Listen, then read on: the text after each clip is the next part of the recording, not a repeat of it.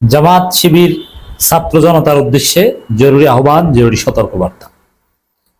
বাংলাদেশের যে কোনো ক্রাইসিস জামাত শিবির ছাত্র জনতা মিলে সমাধান করতে পারে, যে কোনো নাশকতার চেষ্টা ঠেকিয়ে দিতে পারে। আওয়ামী লীগ অতীতে বড় বড় নাশকতার প্রজেক্ট নিয়েছিল। 15ই আগস্ট আওয়ামী লীগের আবেগের সাথে জড়িত। 15ই আগস্টে কিছু করতে পারেনি, আওয়ামী লীগের প্রতিষ্ঠা বার্ষিকীর দিন কিছু করতে পারেনি, বিজয় দিবসের দিন, স্বাধীনতা দিবসের দিন কিছু করতে পারেনি। তা আওয়ামী লীগ কোনো দিবসেই কিছু করতে পারবে না। নতুন টার্গেট, নতুন মিশন আওয়ামী লীগের 13 নভেম্বর। কারণ 13 নভেম্বর হাসিনার ফাঁসির রায় হবে। রায় কি হবে it's up to court, but আমাদের প্রত্যাশা ফাঁসির রায় হবে। হাসিনা যে অপরাধ করেছে তাকে 100 বার ফাঁসির রায় দিলেও সে অপরাধের বিচার হয় না। হাসিনা এমন ক্রিমিনাল, তার বিচার দুনিয়ায়ও ফাঁসি হতে হবে এবং আখেরাতেও জাহান্নাম ভোগ করতে হবে। এটা হচ্ছে সহি কথা। আমার দেশ আওয়ামী লীগের পরিকল্পনা দিল্লি থেকে পরিচালিত আওয়ামী লীগের পরিকল্পনা ফাঁস করে দিয়েছে। 13 নভেম্বর নাশকতার ছক আওয়ামী লীগের কিভাবে কি করছে আমার দেশ যেহেতু ফাঁস করে দিয়েছে, ওদের ভয়ের কিছু নেই। আর 13 নভেম্বর রাজপথে জামাত শিবিরকে সক্রিয় থাকতে হবে। বিএনপিকে বিশ্বাস করবেন না। বিএনপি এখন ভারতের দালাল, এসালমের দালাল এবং ভারতের দালালদের বিশ্বাস করবেন না। এখন বলবেন যে না, বিএনপি তো আওয়ামী লীগকে পিটায় ভালোই। আরে ভাই, বিএনপি তো বিএনপিকেও পিটায়, বিএনপিকে তো জামাতকেও পিটায়, মহিলা জামাতকেও পিটায়। তো এটা কোনো ভালো হওয়ার সার্টিফিকেট না। বিএনপি নিজেরা নিজেদেরকে গুলি করে। তা আওয়ামী লীগকে যতটুকু পিটায় ওটা চান্দাবাজির ভাগ বাটোয়ারা বা আওয়ামী লীগের ব্যবসা বাণিজ্য কতটুকু নেবে, কিভাবে কি খাবে, ওইগুলো নিয়ে। দেশের সাথে আওয়ামী লীগকে পিটাবে বিএনপি, এটা বিশ্বাস করবেন না।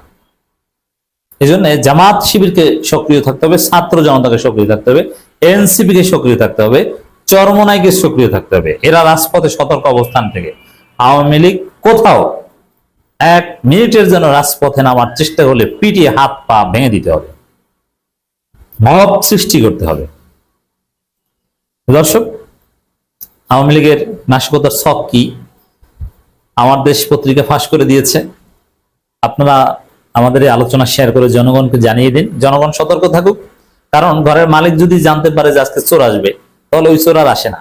তা আওয়ামী লীগের নাশকতার ছক যেহেতু আমরা জেনে যাচ্ছি, আপনারা জেনে যাচ্ছেন, সবাইকে জানিয়ে দিচ্ছেন, তা আওয়ামী লীগ আর কোনো আকাম করতে পারবে না। যদি তারপরে করতে আসে ধরা পড়বে এবং গণধোলাই খাবে। ক্ষমতাচ্যুত প্রধানমন্ত্রী শেখ হাসিনার বিরুদ্ধে আন্তর্জাতিক অপরাধ ট্রাইব্যুনালে করা গণহত্যা মামলার রায় হবে। গণহত্যা মামলার রায় কি হবে তা জানা যাবে 13 নভেম্বর। ওই দিনকে কেন্দ্র করে বড় ধরনের নাশকতা ও বিশৃঙ্খলার নীল নকশা এঁকেছে তার দল। কার্যক্রম নিষিদ্ধ থাকা আওয়ামী লীগ, নিষিদ্ধ দল আওয়ামী লীগ।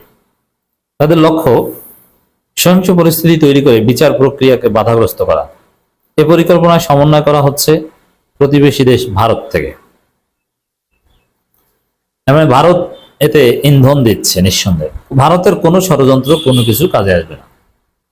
নিরাপত্তা সংশ্লিষ্ট সূত্রে জানা গেছে, ঢাকায় নাশকতা পরিকল্পনার মূল সমন্বয়ক হিসেবে দায়িত্ব দেওয়া হয়েছে ভারতে পলাতক সাবেক স্বরাষ্ট্রমন্ত্রী আসাদুজ্জামান খান কামালকে। কামাল দেশে থাকলে কামালের ফাঁসি হয়ে যেত নির্বাচন আগেই। তবে আনিসুল হক, সালমান এফ রহমান, শাহজাহান খান, যে কোনো একজনের ফাঁসির দড়িতে ঝুলতে হবে। তাকে কৌশলগতভাবে সহযোগিতা দেওয়ার জন্য দায়িত্ব দেওয়া হয়েছে এসবি সাবেক প্রধান, ভারতে পলাতক পুলিশের অতিরিক্ত আইজি মইনুল ইসলাম এবং ডিএমপির পলাতক কমিশনার হাবিবুর রহমানকে। এসএসএফ এর সাবেক ডিজি ও সাবেক কিউএমজি লেফটেন্যান্ট জেনারেল অবসরপ্রাপ্ত মুজিবুর রহমান সহ একাধিক সেনা কর্মকর্তা এই প্রক্রিয়ায় যুক্ত আছে। তো দর্শক দেখেন, বাংলাদেশের সার্ভিং জেনারেলরা যখন পালায়, ভারতে পালায়, শত্রু দেশে আশ্রয়, তখন এটা আমাদের জন্য উদ্বেগের। তবে হ্যাঁ, আমাদের জন্য চিন্তামুক্ত হওয়ার কারণ এটা যে আমরা এটা জানতে পারছি। মাহমুদুর রহমানের মতো সাংবাদিক আছে, আমার দেশের মতো পত্রিকা আছে, যারা সবকিছু খুঁজে বের করছে, জাতিকে সতর্ক করছে। এই কারণে আমরা হয়তোবা বড় ধরনের কোনো নাশকতা থেকে বাঁচতে পারবো। সূত্র আরো জানায়, তাদের সঙ্গে সমন্বয় করে ঢাকায় অস্থিরতা তৈরির মিশন বাস্তবায়নের প্রস্তুতি নিচ্ছে পলাতক সাবেক ছাত্রলীগ সভাপতি লিয়াকত শিকদার, গাজীপুরের সাবেক মেয়র জাহাঙ্গীর আলম, যুবলীগ নেতা ইসমাইল চৌধুরী সম্রাট, কেসিনো সম্রাট, এ লক্ষ্যে তাদের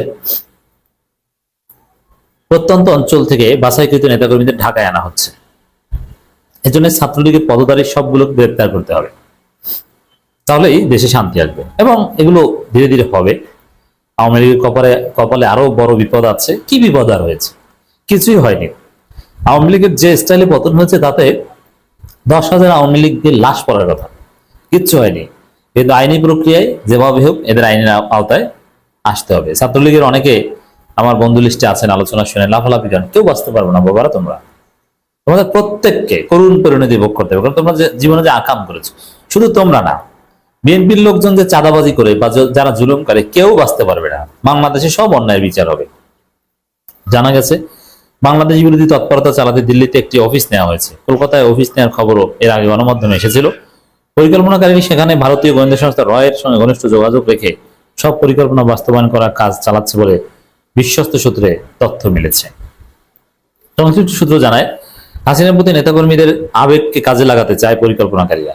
এই আবেগকে পুঁজি করে তাদের 13 নভেম্বর মাঠে নামানোর কৌশল নেওয়া হয়েছে। হাসিনা জয় বাংলা। হাসিনা কিচ্ছু করতে পারবে না। হাসিনার লাশ দাফন করার সুযোগও পায় কিনা সন্দেহ। হাসিনার কবর জিয়ারতের সুযোগও আপনারা পাবেন না। যে টুঙ্গিপাড়ায় বা কোথাও লাশ টানবে, কবর দিবে, কবর জিয়ারত করবে, কবরকে কেন্দ্র করে পরবর্তীতে 15-20 বছর পর কেউ রাজনীতি করবে, এই সুযোগও পাবে না। হাসিনার কবর জিয়ারত করতে যাওয়া লাগবে দিল্লির নিজামুদ্দিন। আর দিল্লির নিজামুদ্দিন গেলে আপনি তাবলিগ জামাত হয়ে ফিরবেন, আওয়ামী লীগ আর থাকবেন না। তো 13 নভেম্বর হাসিনার ফাঁসি ঠেকাতো কিচ্ছু করতে পারবে না। হাসিনা পালাতক অবস্থায় ফিউজিটিভ হিসেবে মারা যাবে।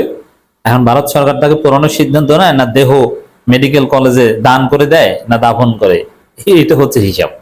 তাই বাংলাদেশে হাসিনার লাশ কেউ দাফন করতে দিবে না। যার ফলে হাসিনার কবরকে কেন্দ্র করে, কবর জিয়ারতকে কেন্দ্র করে আলাদা কোনো রাজনীতি, যেটা শেখ মুজিবকে কেন্দ্র করে পেয়েছে, এটা পাবে না। নিরাপত্তার সূত্রে জানা যায়, রাজধানীর অন্তত 5টি স্থানে নাশকতা, ডিজিটাল প্রশিক্ষণ ও যোগাযোগ কৌশল ট্রেনিং দেওয়া হয়, বাছাই করা এই সব ক্যাডারকে।